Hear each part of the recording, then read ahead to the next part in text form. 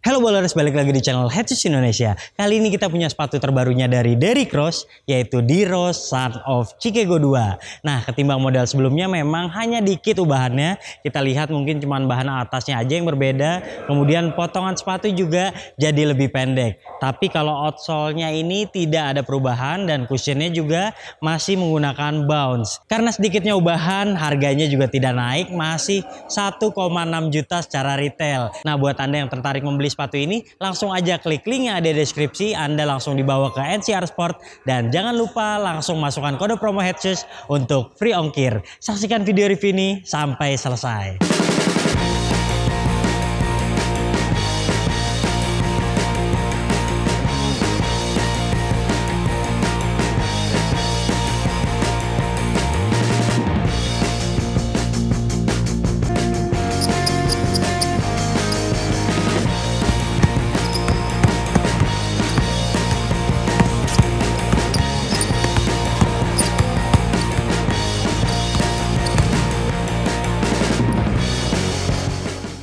Untuk memulai musim barunya, Derrick Rose kembali memperkenalkan Son of Chicago yang kali ini masuk versi keduanya. Ada ubahan sedikit yang dilakukan Adidas untuk membuat sepatu ini lebih fleksibel dan sesuai dengan gaya bermain di Rose. Penyesuaian paling jelas terlihat pada bahan upper dan kualitas kuncian di bagian pergelangan. Sebagai signature shoes terbaru dari D-Rose, Son of Chi juga dijual dengan harga yang tidak terlalu mahal. Hal ini membuat posisinya berada di bawah signature shoes lain dari Adidas seperti kepunyaan Dame Lillard, James Harden, bahkan Trae Young.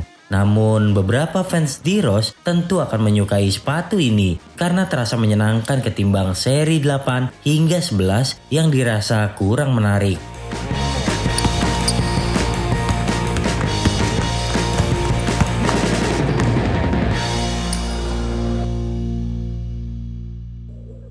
Oke, jadi Son of Chicago ini sebenarnya dari pertama dan yang kedua tidak banyak ubahan atau bisa dibilang cuma facelift aja. Nah, kita bawa nih yang seri pertama, kita lihat bahan atasnya itu justru saya lebih tertarik dengan yang seri pertama karena terlihat lebih mewah, kemudian lebih beragam dan juga lebih keren aja gitu kalau ada pilihan warna menarik kayak gini. Nah, kita lihat untuk seri kedua ini bahan atasnya ini lebih polos, meshnya juga lebih banyak.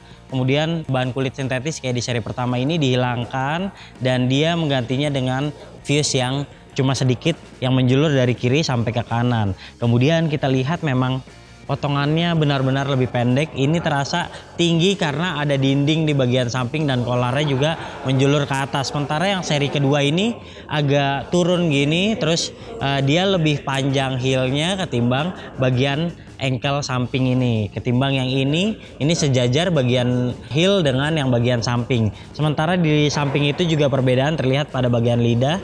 Lidahnya ini di Rose Son of Chicago 2 ini lebih simpel karena kita lihat logo di Rose di luar, kemudian bawahnya ini atau belakangnya ini ada langsung mesh. Sementara untuk yang model pertama ini terlihat lebih keren, logonya bahkan masuk di bawah jaring-jaring ini dan tampilan talinya juga berbeda. Kita lihat ini ada seperti strap ini untuk menjaga tali, sementara yang di bagian ini nyambung dengan penggunaan bahan kulit sintetis. Nah, kemudian di bagian belakang juga terlihat lebih keren yang model pertama. Ini lebih lebih gagah. Terus di bagian bawahnya ada plastiknya lagi. Sementara untuk yang seri kedua ini terlihat lebih polos, namun gak kalah keren juga, malah terlihat lebih elegan. Oke, jadi gimana pendapat kalian, mana yang lebih menarik? Anda bisa langsung tulis di kolom komentar. Kemudian kita lihat traksinya benar-benar gak ada ubahan. Jadi kita akan lanjut bahas yang lain.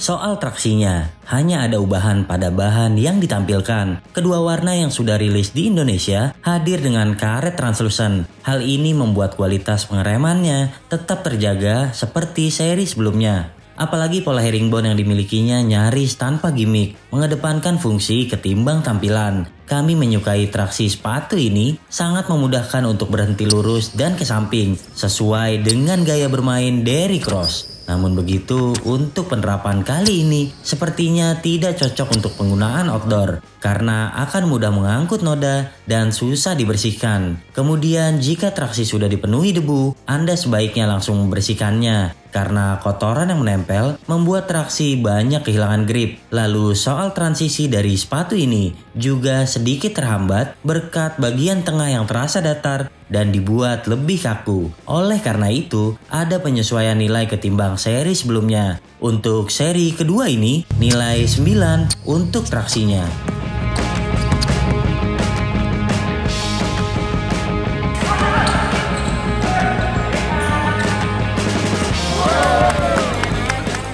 Ternyata ada sedikit peningkatan untuk kualitas bantalan, di mana Adidas memberikan busa yang lebih tebal pada bagian belakang, sementara di depan ada bantal Bounce yang juga porsinya besar. Hal ini meningkatkan impact protection dari Son of Chicago, terasa menimbulkan efek memantul yang menyenangkan, serta meredam dengan baik di setiap pendaratan. Yang menariknya, meski Bounce terlihat tebal, namun pada bagian depan, Anda tetap mendapat perasaan menempel dengan lapangan yang baik. Bounce di sini juga memiliki bobot yang tergolong ringan, berbeda dengan Bounce yang hadir di Don't Issue 2. Tapi secara keseluruhan, sepatu ini tidak terlalu menyenangkan untuk para pemain yang suka beratraksi dengan kaki yang cepat dan suka gocek-gocek. Karakternya berbeda jika kita bandingkan dengan Nike Kyrie. Para pengguna Diros adalah pemain yang efektif memotong dan akan lebih nyaman dengan redaman yang ditimbulkan. Hal ini membuat sepatu lebih cocok untuk pemain yang punya riwayat cedera lutut.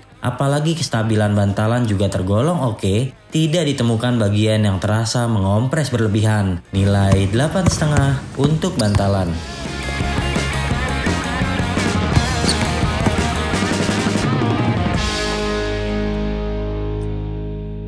Oke bowlers, di awal penggunaan sepatu ini terasa sesak, dan buat Anda yang kakinya lebar, saya sarankan Anda untuk memilih true to size saja karena setelah break in sepatu ini akan terasa melebar. Di awal depannya ini terasa sempit sekali, namun setelah 2-3 kali penggunaan terasa lebih lebar lagi. Jadi pilihan true to size adalah pilihan yang tepat untuk membeli Son of Chicago 2 ini.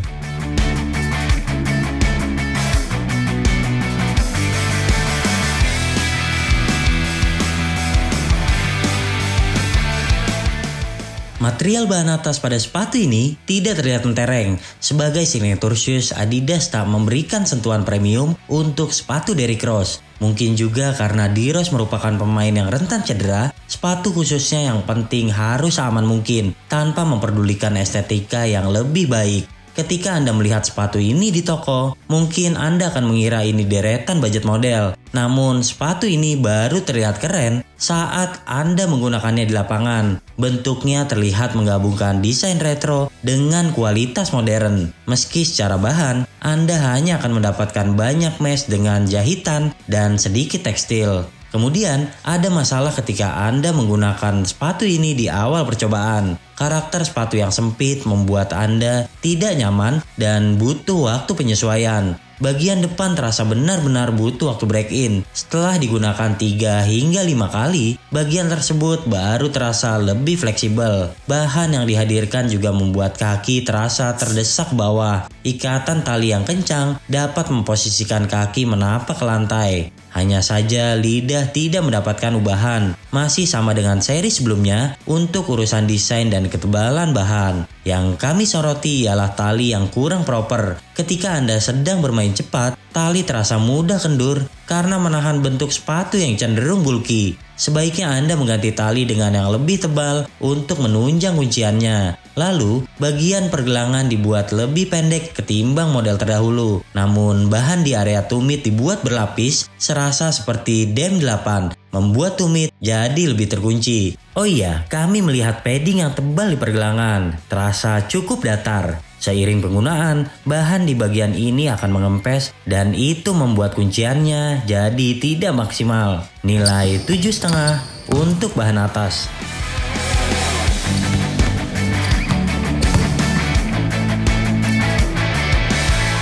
Sepatu ini tergolong cukup support untuk para pemain tua dengan kekuatan kaki yang sudah tidak maksimal. Impact protectionnya juga terasa baik dalam meredam, membuat kaki tidak mudah kelelahan meski bermain lama. Kemudian jari kaki juga tidak mudah meluncur karena bentuk sepatu yang cenderung narrow. Ada juga fuse material yang berfungsi menjaga kaki tidak keluar berlebihan kala Anda berhenti lateral. Beranjak ke bagian tengah, plat plastik yang tertanam di bawah membuat area ini terasa kaku. Anda jadi memiliki pijakan yang baik saat mendarat. Apalagi telapak juga dibuat cukup lebar. Untuk kuncian di tengah, Anda hanya tinggal memaksimalkan ikatan tali. Setelah diikat kencang, maka kaki akan terasa aman di ruang terbawah. Ujung lidah juga mampu menjaga jeratan tali dengan baik, sehingga tidak terasa sakit. Berlanjut ke bagian belakang, kami menemukan heel counter yang tebal diiringi dengan plastik dengan logo garis 3 di bagian tumit. Penerapan ini membuat area pergelangan terasa kokoh.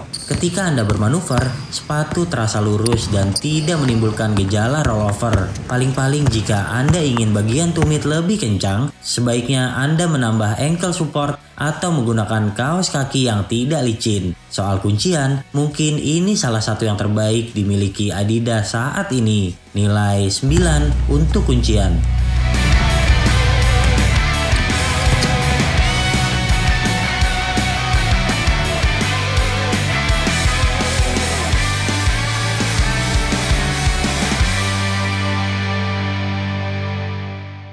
Oke bowler, jadi kesimpulannya memang tidak ada perubahan yang cukup signifikan antara versi yang pertama dengan versi yang kedua. Jadi buat Anda yang sudah punya versi yang pertama, gak penting-penting amat untuk upgrade ke versi kedua. Tapi buat Anda yang baru ingin beli dan Anda misalnya anak Adidas banget, Anda membutuhkan sepatu yang serbaguna seperti Nike Kyrie, bisa digunakan di indoor maupun outdoor, kemudian punya redaman yang bagus, traksinya juga bagus, apalagi budget Anda di bawah 2 juta rupiah, kayaknya di Son of Chicago 2 ini bisa Anda pertimbangkan. Lagi pula sepatu ini juga cukup simple, jadi buat orang-orang yang tidak suka sepatu yang terlalu mencolok ataupun terlalu banyak gimmicknya, kayaknya ini juga salah satu yang cukup menarik. Harga jualnya juga cukup terjangkau, kita bandingkan dengan beberapa brand sekelasnya, mungkin ini ada di levelnya Nike, Paul George. Oke, secara keseluruhan kami memberikan nilai sepatu ini adalah 8,5 dari 10 penilaian Headshoes Indonesia. Oke bowler, jika Anda suka video ini jangan lupa klik like, subscribe, serta tulisan komen di kolom komentar. Main-main juga ke Instagram kami di headshoes.id dan headshoes.store. Sampai jumpa di video kami selanjutnya. Bye-bye.